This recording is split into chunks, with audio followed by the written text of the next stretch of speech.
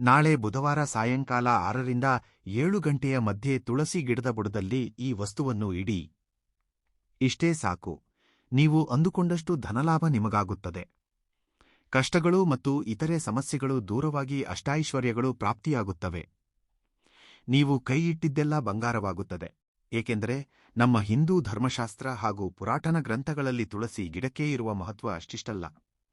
ತುಳಸಿ ಕೇವಲ ಒಂದು ಗಿಡ ಮಾತ್ರವಲ್ಲ, ಅದು ಸಾಕ್ಷಾತ್ ಲಕ್ಷ್ಮೀದೇವಿಯ ಸ್ವರೂಪವಾಗಿದೆ. ಯಾವ ಮನೆಯಲ್ಲಿ ತುಳಸಿ ಗಿಡವು ಹಚ್ಚಹಸಿರಾಗಿ ಕಳಕಳಿಸುತ್ತಿರುತ್ತದೆಯೋ ಆ ಮನೆಯಲ್ಲಿ ಲಕ್ಷ್ಮೀದೇವಿಯೂ ನಿರಂತರವಾಗಿ ನೆಲೆಸಿರುತ್ತಾಳೆ. ತುಳಸಿ ಕಟ್ಟೆ ಇರುವ ಮನೆ ಒಂದು ದೇವಸ್ಥಾನಕ್ಕೆ ಸಮಾನ. ತುಳಸಿ ಎಲೆಗಳಿಂದ ಹೊರಹೊಮ್ಮುವ ಗಾಳಿಯು ಮನೆಯಲ್ಲಿರುವ ನಕಾರಾತ್ಮಕ ಶಕ್ತಿಗಳನ್ನು ದೂರ ಓಡಿಸಿ, ಆರೋಗ್ಯದ ಸಮಸ್ಯೆಗಳನ್ನು ನಿವಾರಿಸಿ, ಮನಸ್ಸಿಗೆ ಶಾಂತಿಯನ್ನು ನೀಡುತ್ತದೆ. ತುಳಸಿಯನ್ನು ಪೂಜಿಸುವುದರಿಂದ ಸಕಲ ಪಾಪಗಳು ನಾಶವಾಗಿ ಪುಣ್ಯಫಲ ಲಭಿಸುತ್ತದೆ. ಸಾಮಾನ್ಯವಾಗಿ ಪ್ರತಿದಿನ ನಾವು ತುಳಸಿ ಗಿಡಕ್ಕೆ ನೀರು ಹಾಕಿ ದೀಪ ಹಚ್ಚುತ್ತೇವೆ. ಆದರೆ ಕೆಲವು ವಿಶೇಷ ದಿನಗಳಲ್ಲಿ ಮತ್ತು ವಿಶೇಷ ಸಮಯದಲ್ಲಿ ಮಾಡುವ ಸಣ್ಣ ಸಣ್ಣ ಪರಿಹಾರಗಳು ನಮ್ಮ ಜೀವನವನ್ನೇ ಬದಲಾಯಿಸುತ್ತವೆ. ಮುಖ್ಯವಾಗಿ ಬುಧವಾರದ ಸಾಯಂಕಾಲದ ಸಮಯದಲ್ಲಿ ತುಳಸಿ ಗಿಡದ ಬಳಿ ಮಾಡುವ ಒಂದು ಚಿಕ್ಕ ಕೆಲಸದಿಂದ ಅದ್ಭುತ ಫಲಿತಾಂಶಗಳು ಸಿಗುತ್ತವೆ. ನಾಳೆ ಬುಧವಾರ ಸಾಯಂಕಾಲ 6 ಗಂಟೆಯಿಂದ 7 ಗಂಟೆಯ ಮಧ್ಯೆ ತುಳಸಿ ಗಿಡದ ಬುಡದಲ್ಲಿ ಈ ಒಂದು ವಸ್ತುವನ್ನು ಇಡಿ. ಸಾಕು. ನಿಮ್ಮ ಜೀವನದಲ್ಲಿ ಅಪಾರ ಧನಸಂಪತ್ತು ಹರಿದುಬರುತ್ತದೆ. ಆರ್ಥಿಕ ಸಂಕಷ್ಟಗಳಿಂದ ಕಂಗಾಲಾಗಿರುವವರು, ಸಾಲದ ಬಾಧೆಯಲ್ಲಿ ಇರುವವರು ಹಾಗೂ ಆದಾಯ ಸ್ಥಿರವಾಗಿ ಇಲ್ಲದವರು ಈ ಪರಿಹಾರವನ್ನು ಖಂಡಿತವಾಗಿಯೂ ಪಾಲಿಸಬೇಕು. ಈ ಒಂದು ಪುಟ್ಟ ಪರಿಹಾರದಿಂದ ನಿಮ್ಮ ಎಲ್ಲಾ ಕಷ್ಟಗಳು ಕ್ಷಣಾರ್ಧದಲ್ಲಿ ಮಾಯವಾಗುತ್ತವೆ. ಹಣದ ಸಮಸ್ಯೆಗಳು ಬಗೆಹರಿದು ನೀವು ಬೇಡವೆಂದರೂ ಧನಲಕ್ಷ್ಮಿ ನಿಮ್ಮ ಮನೆಗೆ ಹುಡುಕಿಕೊಂಡು ಬರುತ್ತಾಳೆ. ಲಕ್ಷ್ಮೀದೇವಿಯ ಸಂಪೂರ್ಣ ಅನುಗ್ರಹ ನಿಮಗೆ ಲಭಿಸುತ್ತದೆ. ಅಷ್ಟ ಐಶ್ವರ್ಯಗಳು ಸಿದ್ಧಿಸಿ ನೀವು ಕೈಹಾಕಿದ ಕೆಲಸಗಳೆಲ್ಲ ಯಶಸ್ವಿಯಾಗುತ್ತವೆ. ನಿಮ್ಮ ಮನೆಯಲ್ಲಿ ಹಿಂದೆಂದೂ ಇಲ್ಲದಂತಹ ಒಂದು ಸಕಾರಾತ್ಮಕ ಶಕ್ತಿ, ಪಾಸಿಟಿವ್ ಎನರ್ಜಿ ಮೂಡುವುದನ್ನು ನೀವು ಗಮನಿಸಬಹುದು. ಹಾಗಾದರೆ ಈ ಬುಧವಾರದ ದಿನ ತುಳಸಿ ಗಿಡದ ಬುಡದಲ್ಲಿ ಏನು ಇಡಬೇಕು, ಆ ಪರಿಹಾರವನ್ನು ಹೇಗೆ ಮಾಡಬೇಕು ಎಂಬ ವಿಷಯವನ್ನು ಈಗ ಈ ವಿಡಿಯೋದಲ್ಲಿ ವಿವರವಾಗಿ ತಿಳಿದುಕೊಳ್ಳೋಣ. ಅದಕ್ಕೂ ಮುನ್ನ ಒಂದು ಪವಿತ್ರವಾದ ಕಥೆಯನ್ನು ಕೇಳೋಣ. ಸ್ನೇಹಿತರೆ, ಈ ಪರಿಹಾರದ ಬಗ್ಗೆ ತಿಳಿದುಕೊಳ್ಳುವ ಮುನ್ನ ನಿಮಗೊಂದು ಸಣ್ಣ ವಿನಂತಿ. ಈ ವಿಡಿಯೋ ನಿಮಗೆ ಇಷ್ಟವಾದರೆ ತಕ್ಷಣವೇ ಲೈಕ್ ಮಾಡಿ. ಹಾಗೆಯೇ ಕೆಳಗಿರುವ ಕಮೆಂಟ್ ಬಾಕ್ಸ್ನಲ್ಲಿ ಓಂ ಶ್ರೀ ತುಳಸಿ ದೇವೈ ನಮ ಎಂದು ಕಮೆಂಟ್ ಮಾಡಿ. ಒಂದು ದಿನ ಸತ್ಯಭಾಮೆಯು ಲಕ್ಷ್ಮೀದೇವಿಯ ಬಳಿಗೆ ಹೋಗಿ, ಅಮ್ಮ, ಈ ಲೋಕದಲ್ಲಿ ಪತಿಪತ್ನಿಯರು ಹೇಗೆ ಇರಬೇಕು? ಒಂದು ಮನೆಯಲ್ಲಿ ಸಿರಿಸಂಪತ್ತು ನೆಲೆಸಬೇಕಾದರೆ ಹಾಗೂ ಪತಿಯು ಆಯುರಾರೋಗ್ಯಗಳಿಂದ ಬಾಳಬೇಕಾದರೆ ಪತ್ನಿಯು ನಡೆದುಕೊಳ್ಳಬೇಕಾದ ರೀತಿ ಎಂತಹುದು? ಪತ್ನಿಯು ಪತಿಯನ್ನು ಯಾವ ಹೆಸರಿನಿಂದ ಕರೆಯಬೇಕು? ಯಾವ ಕೆಲಸಗಳನ್ನು ಮಾಡಿದರೆ ದಾರಿದ್ರ್ಯ ಆವರಿಸುತ್ತದೆ? ಸ್ತ್ರೀ ಧರ್ಮ ಎಂದರೇನು ಎಂದು ಅತ್ಯಂತ ಭಕ್ತಿಶ್ರದ್ಧೆಗಳಿಂದ ಕೇಳಿದಳು. ಆಗ ಮಂದಸ್ಮಿತಳಾದ ಆ ಕಮಲವಾಸಿನಿ ಲಕ್ಷ್ಮೀದೇವಿಯು ಸತ್ಯಭಾಮೆಯ ಕಡೆಗೆ ಅತ್ಯಂತ ವಾತ್ಸಲ್ಯದಿಂದ ನೋಡಿ ಹೀಗೆ ಹೇಳತೊಡಗಿದಳು. ಸತ್ಯಭಾಮೆ, ಸ್ತ್ರೀ ಎಂದರೆ ಮನೆಗೆ ಮಹಾಲಕ್ಷ್ಮಿ ಇದ್ದಂತೆ. ಆಕೆಯ ನಡತೆ, ಆಕೆಯ ಮಾತು ಮತ್ತು ಆಕೆಯ ಪ್ರವರ್ತನೆಯ ಮೇಲೆಯೇ ಆ ಮನೆಯ ಅದೃಷ್ಟ ಹಾಗೂ ಪತಿಯ ಆಯಸ್ಸು ಆಧಾರಿತವಾಗಿರುತ್ತದೆ. ಪತಿಯನ್ನು ಹೇಗೆಂದರೆ ಹಾಗೆ ಕರೆದರೆ, ಕನಿಷ್ಠ ಗೌರವವನ್ನು ನೀಡದಿದ್ದರೆ ಆ ಮನೆಯಲ್ಲಿ ನಾನು ಒಂದು ಕ್ಷಣವೂ ನಿಲ್ಲುವುದಿಲ್ಲ. ನನ್ನ ಸ್ಥಾನಕ್ಕೆ ಆ ಮನೆಗೆ ದಾರಿದ್ರ್ಯ ದೇವತೆಯನ್ನು ಕಳುಹಿಸಿ ನಾನು ಹೊರಟು ಹೋಗುತ್ತೇನೆ. ಈ ವಿಷಯಕ್ಕೆ ಸಂಬಂಧಿಸಿದಂತೆ ಪೂರ್ವಕಾಲದಲ್ಲಿ ನಡೆದ ಒಂದು ಘಟನೆಯನ್ನು ಹೇಳುತ್ತೇನೆ. ಪ್ರತಿಯೊಬ್ಬ ಸ್ತ್ರೀಯೂ ಖಂಡಿತವಾಗಿ ತಿಳಿದುಕೊಳ್ಳಬೇಕಾದ ವೃತ್ತಾಂತ ಇದು. ಶ್ರದ್ಧೆಯಿಂದ ಕೇಳು ಎನ್ನುತ್ತಾ ಲಕ್ಷ್ಮೀದೇವಿಯು ಒಂದು ಸುಂದರವಾದ ಕಥೆಯನ್ನು ಹೇಳಲು ಪ್ರಾರಂಭಿಸಿದಳು. ಪೂರ್ವದಲ್ಲಿ ಒಂದು ಸುಂದರವಾದ ಹಳ್ಳಿಯಿತ್ತು. ಆ ಊರಿನ ಹೆಸರು ಧರ್ಮಪುರ. ಹಸಿರು ಗದ್ದೆಗಳಿಂದ, ಹಸುಕರುಗಳಿಂದ, ಹರಿಯುವ ತೊರೆಗಳಿಂದ ಸಕಲ ಸಮೃದ್ಧಿಯಾಗಿದ್ದ ಆ ಊರಿನಲ್ಲಿ ರಾಮಯ್ಯ ಮತ್ತು ಸೀತಮ್ಮ ಎಂಬ ದಂಪತಿಗಳಿದ್ದರು. ಅವರಿಬ್ಬರೂ ನೋಡಲು ಅತ್ಯಂತ ಅಂದವಾದ ಜೋಡಿಯಾಗಿದ್ದರು. ಅವರಿಬ್ಬರ ಮಧ್ಯೆ ಅಪಾರವಾದ ಪ್ರೀತಿ, ಅನುರಾಗಗಳಿದ್ದವು. ಅವರು ಯಾವಾಗಲೂ ಅತ್ಯಂತ ಅನ್ಯೋನ್ಯವಾಗಿದ್ದರು. ಸೀತಮ್ಮ ತನ್ನ ಪತಿಯನ್ನು ಪ್ರಾಣಕ್ಕಿಂತ ಹೆಚ್ಚಾಗಿ ಪ್ರೀತಿಸುತ್ತಿದ್ದಳು. ಪತಿ ಏನು ಹೇಳಿದರೂ ಕೇಳುತ್ತಿದ್ದಳು. ಆತನಿಗೆ ಎಂದೂ ಎದುರು ಮಾತನಾಡುತ್ತಿರಲಿಲ್ಲ. ಪತಿಯೂ ಸಹ ತನ್ನ ಪತ್ನಿಯನ್ನು ಹೂವಿನಂತೆ ನೋಡಿಕೊಳ್ಳುತ್ತಿದ್ದನು. ಆಕೆಯ ಕಣ್ಣಲ್ಲಿ ನೀರು ಬರದಂತೆ ಕಣ್ಣಿಗೆ ರೆಪ್ಪೆಯಂತೆ ಕಾಯುತ್ತಿದ್ದನು. ಅವರ ಮನೆಯಲ್ಲಿ ಹಣಕ್ಕಾಗಲಿ ಸಂಪತ್ತಿಗಾಗಲಿ ಯಾವುದೇ ಕೊರತೆಯಿರಲಿಲ್ಲ. ಅಷ್ಟೈಶ್ವರ್ಯಗಳಿಂದ ತುಳುಕುತ್ತಾ 10 ಜನರಿಗೆ ಅನ್ನ ಹಾಕುವಷ್ಟು ಉನ್ನತ ಸ್ಥಿತಿಯಲ್ಲಿದ್ದರು. ಸೀತಮ್ಮ ಬೆಳಗಿನ ಜಾವವೇ ಎದ್ದು ಮನೆಯ ಮುಂದೆ ದೊಡ್ಡ ರಂಗೋಲಿ ಹಾಕಿ ದೇವರ ಪೂಜೆ ಮುಗಿಸಿ ಮನೆಗೆ ಬಂದ ಅತಿಥಿಗಳಿಗೆ ಸತ್ಕಾರ ಮಾಡುತ್ತಿದ್ದಳು. ಆಕೆ ತನ್ನ ಪತಿಯನ್ನು ಕರೆಯುವ ರೀತಿಯೂ ಎಷ್ಟೋ ಸಂಸ್ಕಾರಯುತವಾಗಿ ಮತ್ತು ಮೃದುವಾಗಿರುತ್ತಿತ್ತು. ರೀ ಸ್ವಾಮಿ ಎನ್ನುತ್ತಾ ಅತ್ಯಂತ ಗೌರವದಿಂದ ಭಕ್ತಿಯಿಂದ ಕರೆಯುತ್ತಿದ್ದಳು. ಆಕೆಯ ಬಾಯಿಂದ ಎಂದಿಗೂ ಒಂದು ಕಠೋರವಾದ ಶಬ್ದವಾಗಲಿ ಅಥವಾ ಅಮರ್ಯಾದೆಯ ಮಾತಾಗಲಿ ಬರುತ್ತಿರಲಿಲ್ಲ. ಪತಿಯ ಬಗ್ಗೆ ಅಪಾರವಾದ ಗೌರವ ಹೊಂದಿದ್ದಳು. ಅವರ ಅನ್ಯೋನ್ಯತೆಯನ್ನು ನೋಡಿ ಊರಿನ ಜನರೆಲ್ಲ ಸಂತೋಷಪಡುತ್ತಿದ್ದರು. ನೋಡಿ, ಆ ಸೀತಾರಾಮರಂತೆ ಹೇಗಿದ್ದಾರೆ ಎಂದು ರಾಮಯ್ಯ ಮತ್ತು ಸೀತಮ್ಮ ದಂಪತಿಗಳ ಪ್ರೀತಿಯನ್ನು ಕಂಡು ಇಡೀ ಊರೇ ಮಾತನಾಡಿಕೊಳ್ಳುತ್ತಿತ್ತು. ಆದರೆ ಈ ಲೋಕದಲ್ಲಿ ಎಲ್ಲರೂ ಒಳ್ಳೆಯವರೇ ಇರುವುದಿಲ್ಲವಲ್ಲ. ಎದುರಿಗಿರುವವರ ಬೆಳವಣಿಗೆ ಹಾಗೂ ಸಂತೋಷವನ್ನು ನೋಡಿ ಸಹಿಸದವರು ಎಲ್ಲೆಡೆಯೂ ಇರುತ್ತಾರೆ. ಹಾಗೆಯೇ ಅವರ ಮನೆಯ ಪಕ್ಕದಲ್ಲಿ ಒಬ್ಬ ಮುದುಕಿ ಇದ್ದಳು. ಆಕೆಯ ಹೆಸರು ಕಾಂತಮ್ಮ. ಒಂಟಿಯಾಗಿದ್ದ ಕಾಂತಮ್ಮಳಿಗೆ ರಾಮಯ್ಯ ಮತ್ತು ಸೀತಮ್ಮನವರ ಸುಖವನ್ನು ಕಂಡರೆ ಹೊಟ್ಟೆಯುರಿ. ಅವರ ಮನೆಗೆ ಬರುತ್ತಿದ್ದ ಆಸ್ತಿ, ಅವರ ಮಧ್ಯೆ ಇದ್ದ ಪ್ರೀತಿ, ಅವರು ಧರಿಸುತ್ತಿದ್ದ ರೇಷ್ಮೆ ಬಟ್ಟೆಗಳು, ಒಡವೆಗಳು ಹಾಗೂ ಅವರ ಮನೆಯ ವೈಭೋಗವನ್ನು ಕಂಡು ಒಳಗೊಳಗೆ ತೀವ್ರವಾಗಿ ಕೊರಗುತ್ತಿದ್ದಳು. ಇವರು ಯಾವಾಗಲೂ ಹೀಗೇ ಸಂತೋಷವಾಗಿ ಇರುತ್ತಾರಾ? ಇವರಿಗೆ ಕಷ್ಟಗಳು ಬರುವುದಿಲ್ಲವೇ? ಇವರ ಮಧ್ಯೆ ಹೇಗಾದರೂ ಮಾಡಿ ಜಗಳ ತಂದಿಡಬೇಕು. ಇವರು ಸರ್ವನಾಶವಾಗುವುದನ್ನು ನಾನು ಕಣ್ಣಾರೆ ನೋಡಬೇಕು ಎಂದು ಯಾವಾಗಲೂ ತನ್ನ ಮನಸ್ಸಿನಲ್ಲಿ ದೆವ್ವದಂತೆ ಆಲೋಚಿಸುತ್ತಿದ್ದಳು. ಆದರೆ ಮೇಲ್ನೋಟಕ್ಕೆ ಮಾತ್ರ ತುಂಬಾ ಒಳ್ಳೆಯವಳಂತೆ, ಮುಗ್ಧೆಯಂತೆ ನಟಿಸುತ್ತಿದ್ದಳು. ಅವರ ಮನೆಗೆ ಬಂದು, ಏನೇ ಸೀತಮ್ಮ, ಚೆನ್ನಾಗಿದ್ದೀಯಾ ತಾಯಿ? ನಿಮ್ಮ ಯಜಮಾನರು ನಿನಗೆ ಎಷ್ಟು ಒಡವೆ ಮಾಡಿಸಿದ್ದಾರೆ ನೋಡು. ಅಬ್ಬಾ, ನಿಮ್ಮ ಅದೃಶ್ಯವೇ ಅದೃಷ್ಟ. ನಿನ್ನಂತಹ ಅದೃಷ್ಟವಂತಳನ್ನು ನಾನು ಎಲ್ಲೂ ನೋಡಿಲ್ಲ ಎಂದು ಸಿಹಿ ಮಾತುಗಳನ್ನಾಡುತ್ತಾ ಒಳಗೊಳಗೆ ವಿಷ ಕಾರುತ್ತಿದ್ದಳು. ಮುಗ್ಧೆಯಾದ ಸೀತಮ್ಮ ಆ ಮುದುಕಿಯ ಕಪಟ ನಾಟಕವನ್ನು ಗ್ರಹಿಸಲು ಸಾಧ್ಯವಾಗಲಿಲ್ಲ. ವಯಸ್ಸಾದವರಲ್ಲವೇ, ನಮ್ಮ ಮೇಲಿನ ಪ್ರೀತಿಯಿಂದಲೇ ಮಾತನಾಡುತ್ತಿದ್ದಾರೆ ಎಂದು ಭ್ರಮಿಸಿದಳು. ಕಾಂತಮ್ಮ ಪ್ರತಿದಿನ ಯಾವುದೋ ಒಂದು ನೆಪ ಹೂಡಿ ಸೀತಮ್ಮನ ಬಳಿಗೆ ಬಂದು ಸಮಯ ಕಳೆಯುತ್ತಾ ಸೀತಮ್ಮನ ಮನಸ್ಸಿಗೆ ಹೇಗಾದರೂ ಮಾಡಿ ವಿಷವನ್ನು ತುಂಬಲು ಸೂಕ್ತ ಸಮಯಕ್ಕಾಗಿ ಕಾಯುತ್ತಿದ್ದಳು. ಒಂದು ದಿನ ರಾಮಯ್ಯ ಪಕ್ಕದ ಊರಿಗೆ ಯಾವುದೋ ವ್ಯಾಪಾರದ ಕೆಲಸದ ಮೇಲೆ ಬೆಳಿಗ್ಗೆಯೇ ಹೊರಟು ಹೋದನು. ಮನೆಯಲ್ಲಿ ಸೀತಮ್ಮ ಒಂಟಿಯಾಗಿದ್ದಳು. ಇದೇ ಸರಿಯಾದ ಸಮಯ ಎಂದು ಭಾವಿಸಿದ ಕಾಂತಮ್ಮ ಮೆಲ್ಲನೆ ನಡೆದುಕೊಂಡು ಸೀತಮ್ಮನ ಬಳಿಗೆ ಬಂದಳು. ಕನ್ವರ್ಟ್ ಬಂದ ತಕ್ಷಣವೇ ದೊಡ್ಡದಾಗಿ ನಿಟ್ಟುಸಿರು ಬಿಡುತ್ತಾ ಲೋಕ ಕಲ್ಯಾಣಕ್ಕೆ ಸಂಬಂಧಿಸಿದ ದೊಡ್ಡ ರಹಸ್ಯವನ್ನು ಹೇಳಲು ಬಂದವಳಂತೆ ನಟಿಸಿದಳು. ಸೀತಮ್ಮ, ನಿನ್ನ ಮೇಲೆ ನನಗೆ ಎಷ್ಟು ಪ್ರೀತಿಯಿದೆ ಎಂದು ನಿನಗೆ ತಿಳಿಯದಮ್ಮ. ನೀನು ನನ್ನ ಹೆತ್ತ ಮಗಳಿದ್ದಂತೆ. ಅದಕ್ಕೆ ನಿನಗೊಂದು ಅತ್ಯಂತ ಮುಖ್ಯವಾದ ಒಳ್ಳೆಯ ವಿಷಯವನ್ನು ಹೇಳಲು ಬಂದೆ. ಇದು ಯಾರಿಗೂ ತಿಳಿಯದ ರಹಸ್ಯ ಎಂದಳು ಆ ಕಪಟ ಮುದುಕಿ. ಏನದು ಅತ್ತೆಯವರೇ? ನನ್ನ ಮೇಲೆ ನಿಮಗಿರುವ ಪ್ರೀತಿ ನನಗೆ ಗೊತ್ತು. ಏನದು ಮುಚ್ಚಿಡದೆ ಹೇಳಿ ಎಂದು ಮುಗ್ಧತೆಯಿಂದ ಕೇಳಿದಳು ಸೀತಮ್ಮ. ಆಗ ಕಾಂತಮ್ಮ ಸುತ್ತಮುತ್ತ ಯಾರೂ ಇಲ್ಲದನ್ನು ಖಚಿತಪಡಿಸಿಕೊಂಡು ಧ್ವನಿಯನ್ನು ತಗ್ಗಿಸಿ ಪಿಸುಗುಟ್ಟುತ್ತಾ ಹೀಗೆ ಹೇಳತೊಡಗಿದಳು. ಹುಚ್ಚು ಮಗಳೇ, ನಿನಗೇನೋ ತಿಳಿಯದು. ನಿನ್ನ ಪತಿಗೆ ಇನ್ನು ಹೆಚ್ಚಿನ ಅಷ್ಟೈಶ್ವರ್ಯಗಳು ಒದಗಿ ಬರಬೇಕಾದರೆ, ಅವರ ಆಯಸ್ ನೂರಾಲಿಗಾಲ ಹಚ್ಚ ಹಸಿರಾಗಿ ಇರಬೇಕಾದರೆ ನಾನು ಹೇಳಿದಂತೆ ಖಂಡಿತವಾಗಿ ಮಾಡು. ಇದು ನಾನು ಹಿಮಾಲಯದಿಂದ ಬಂದ ಒಬ್ಬ ಶ್ರೇಷ್ಠ ಗುರುಗಳ ಬಳಿ ತಿಳಿದುಕೊಂಡ ರಹಸ್ಯ. ಪತಿಯನ್ನು ಯಾವಾಗಲೂ ಗೌರವಸೂಚಕ ಪದಗಳಿಂದ ಕರೆಯಬಾರದು. ಹಾಗೆ ಕರೆದರೆ ಏನಾಗುತ್ತದೆ ಗೊತ್ತಾ? ಅವರ ಆಯಸ್ಸು ತೀವ್ರವಾಗಿ ಕಡಿಮೆಯಾಗುತ್ತದೆ, ಸಂಪತ್ತು ನಿಲ್ಲುವುದಿಲ್ಲ. ಪತಿಯನ್ನು ಯಾವಾಗಲೂ 2 ಹೆಸರುಗಳಿಂದ ಕರೆದರೆ ಧನಲಾಭ ಹೆಚ್ಚಾಗುತ್ತದೆ ಗೊತ್ತಾ? 1, ಅವರ ಸ್ವಂತ ಹೆಸರು ಹಿಡಿದು ಕರೆಯಬೇಕು.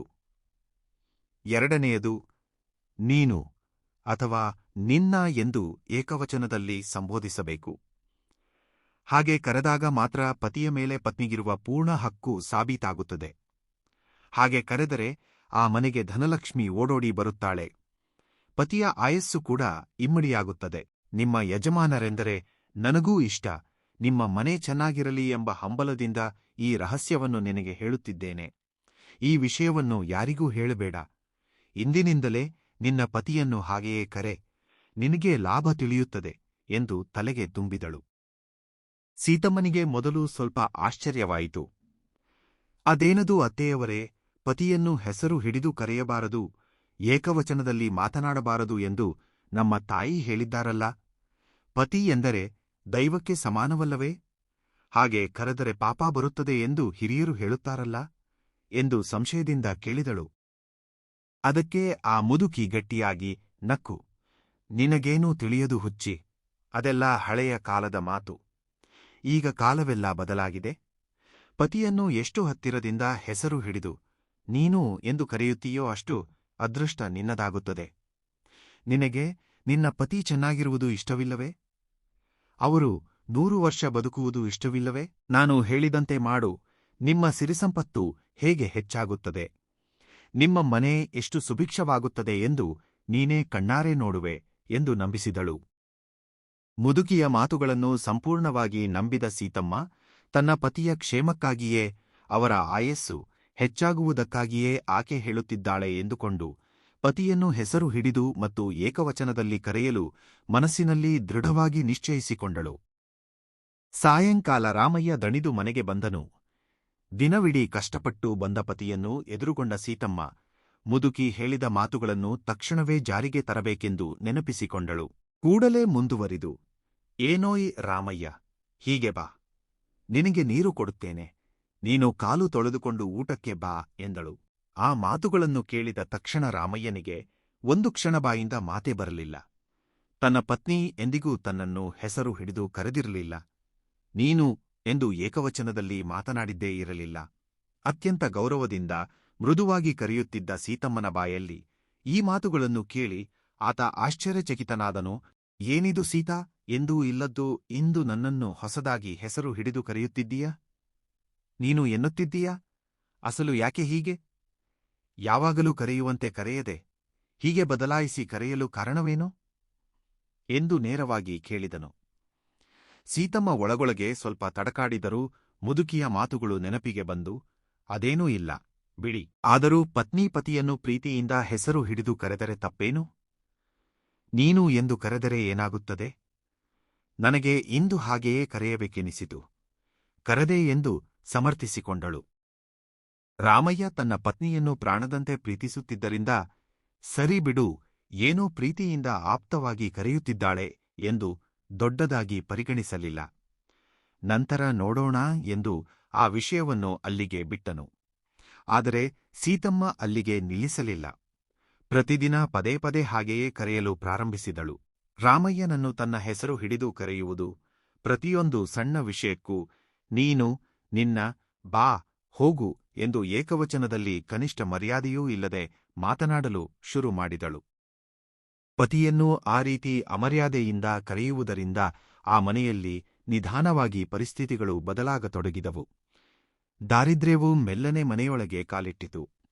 ಲಕ್ಷ್ಮೀದೇವಿಯಾದ ನಾನು ಆ ಮನೆಯ ಅಮರ್ಯಾದೆಯ ವಾತಾವರಣವನ್ನು ತಡೆಯಲಾರದೆ ಅಲ್ಲಿಂದ ಹೊರಟು ಹೋದೆನು. ಹಿಂದೆ ಅತ್ಯಂತ ಪ್ರಶಾಂತವಾಗಿ ಕಳಕಳಿಸುತ್ತಿದ್ದ ಆ ಇಳ್ಳು ಕಳೆಗುಂದಿ ನಿರ್ಜೀವವಾಯಿತು. ಅವರ ಸಂಪತ್ತು ಸ್ವಲ್ಪ ಸ್ವಲ್ಪವಾಗಿ ಕರಗಲು ಪ್ರಾರಂಭಿಸಿತು. ಗದ್ದೆಯಲ್ಲಿ ಬೆಳೆದ ಬೆಳೆಗಳು ಕೈಗೆ ಸಿಗದೆ ನಾಶವಾದವು. ಹಸುಗಳು ಹಾಲು ಕೊಡುವುದನ್ನು ನಿಲ್ಲಿಸಿದವು.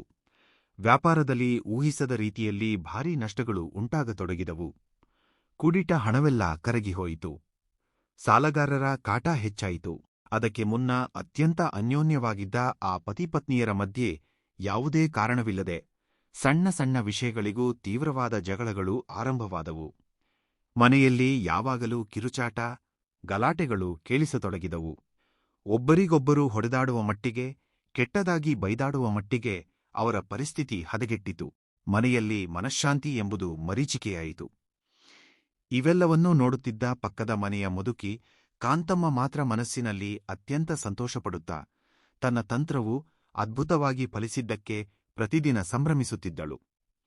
ಹೀಗೆ ಕೆಲವು ದಿನಗಳು ಕಳೆಯುವಷ್ಟರಲ್ಲಿ ಅವರ ಪರಿಸ್ಥಿತಿ ಅತ್ಯಂತ ಘೋರವಾಯಿತು. ಸಾಲ ತೀರಿಸಲು ಇದ್ದ ಆಸ್ತಿಗಳು, ಗದ್ದೆಗಳು, ಒಡವೆಗಳು ಹಾಗೂ ಅವರು ವಾಸಿಸುತ್ತಿದ್ದ ಮನೆ ಸೇರಿದಂತೆ ಸಮಸ್ತವನ್ನೂ ಮಾರಬೇಕಾದ ದುಸ್ಥಿತಿ ಬಂದಿತು.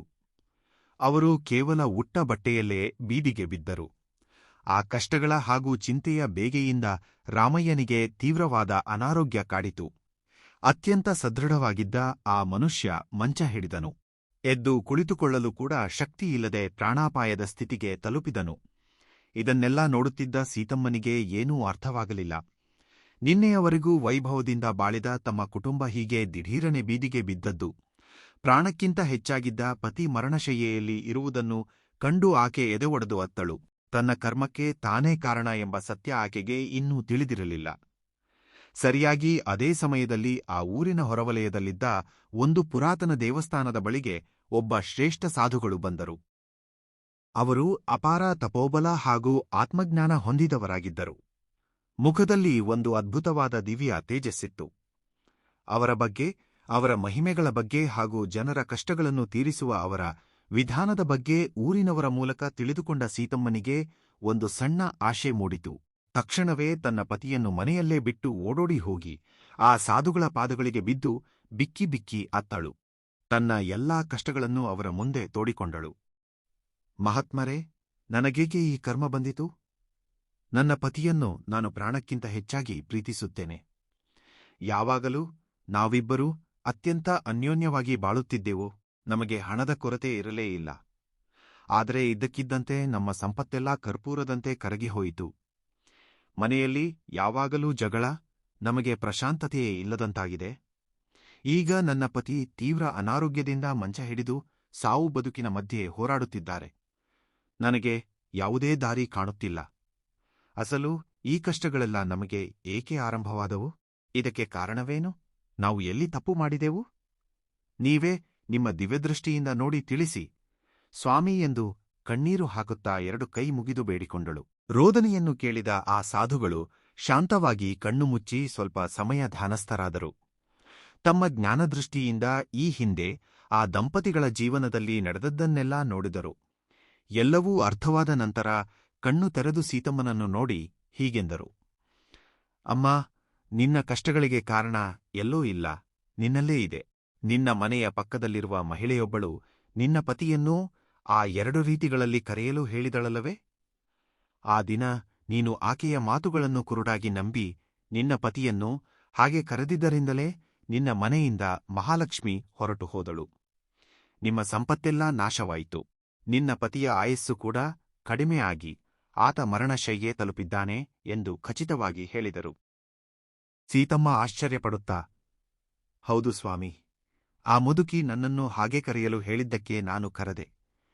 ಆಕೆ ನನ್ನನ್ನು ಪತಿಯ ಹೆಸರು ಹಿಡಿದು ಕರೆಯಲು ಹೇಳಿದಳು.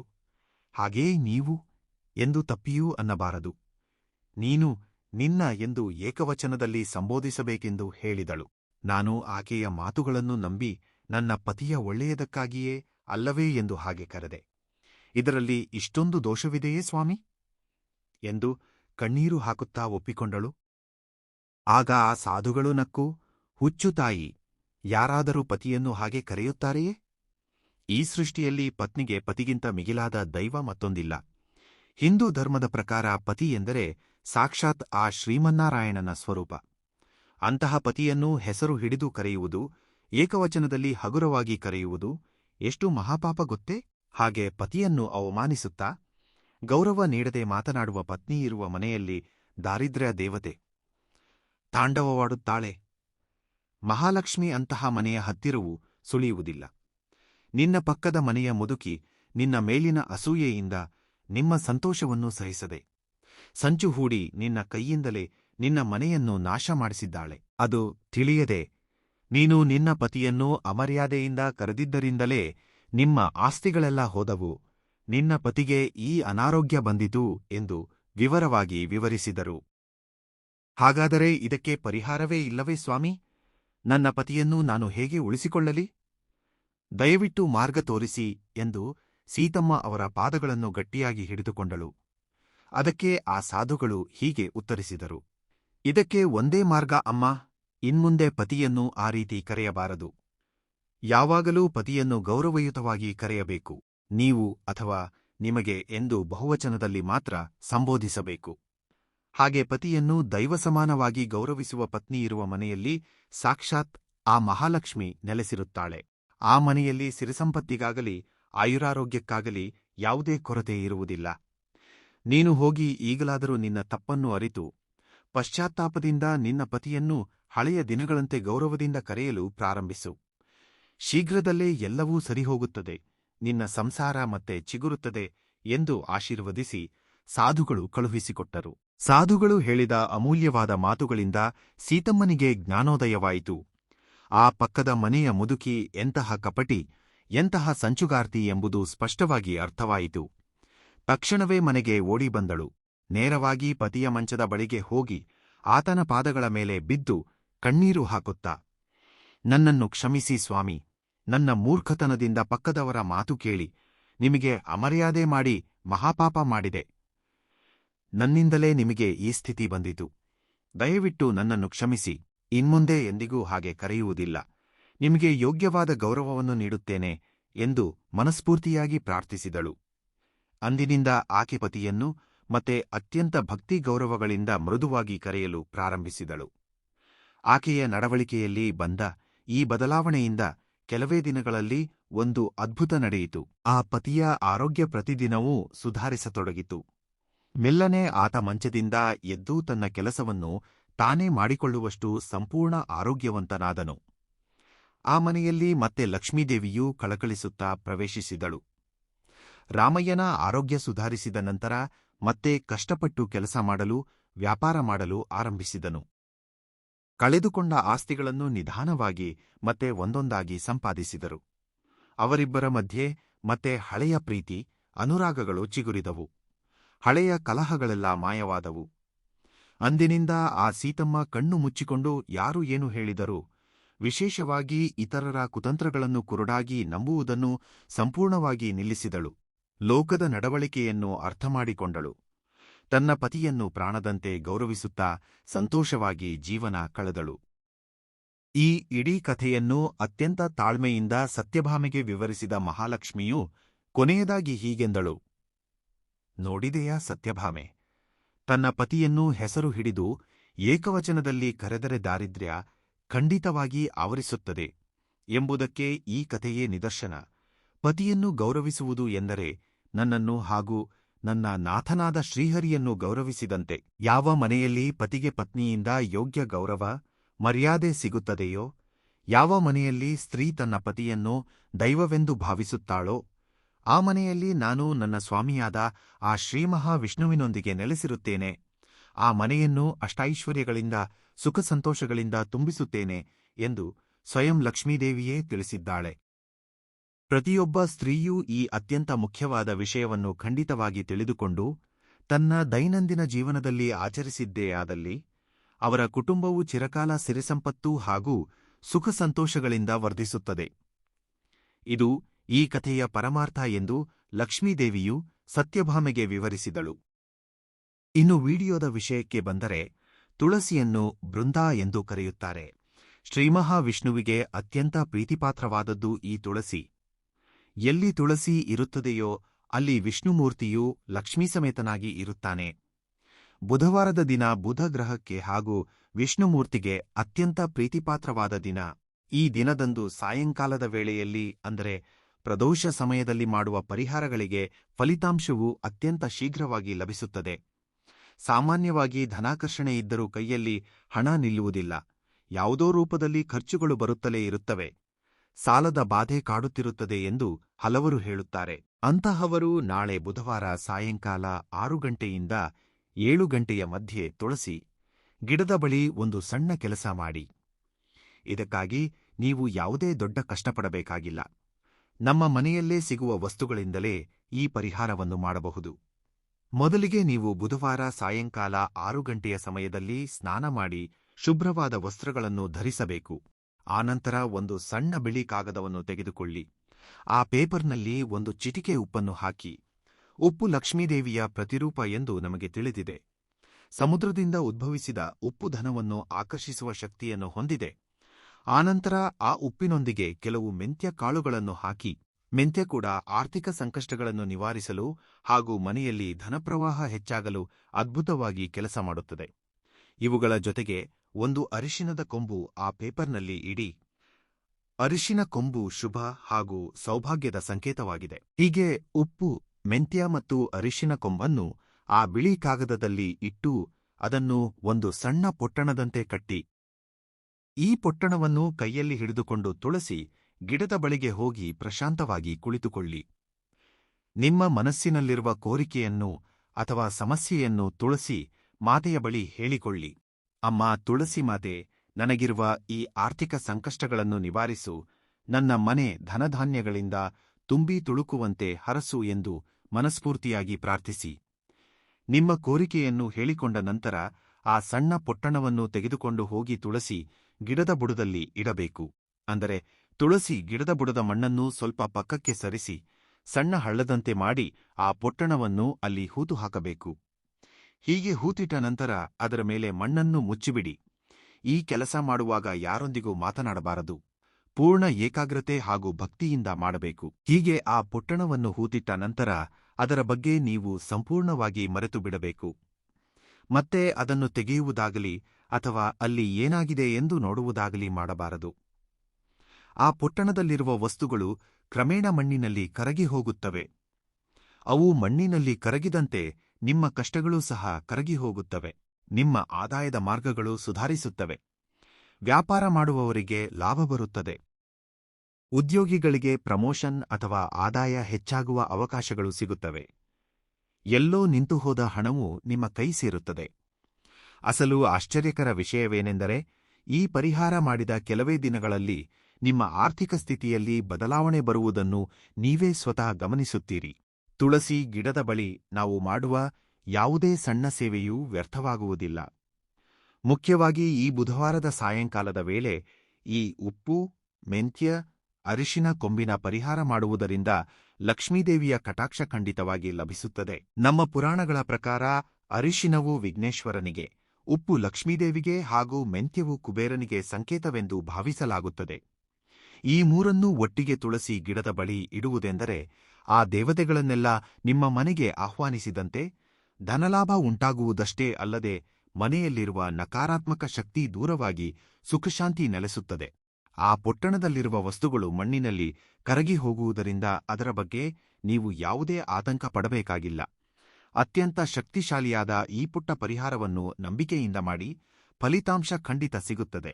ನಿಮ್ಮ ಎಂತಹ ಕಷ್ಟಗಳಿದ್ದರೂ ನಿವಾರಣೆಯಾಗಿ ಅದೃಷ್ಟ ನಿಮ್ಮನ್ನು ಹುಡುಕಿಕೊಂಡು ಬರುತ್ತದೆ. ಈ ಮಾಹಿತಿ ನಿಮಗೆ ಇಷ್ಟವಾಗಿದ್ದರೆ ವಿಡಿಯೋವನ್ನು ಲೈಕ್ ಮಾಡಿ ಮತ್ತು ನಿಮ್ಮ ಆತ್ಮೀಯರೊಂದಿಗೆ ಶೇರ್ ಮಾಡಿ. ಇಂತಹ ಇನ್ನಷ್ಟು ದೈವಿಕ ಮಾಹಿತಿಗಾಗಿ ನಮ್ಮ ಚಾನೆಲ್ ಅನ್ನು ಸಬ್ಸ್ಕ್ರೈಬ್ ಮಾಡಿಕೊಳ್ಳಿ. ಎಲ್ಲರಿಗೂ ಆ ಭಗವಂತ ಒಳ್ಳೆಯದು ಮಾಡಲಿ. ಧನ್ಯವಾದಗಳು.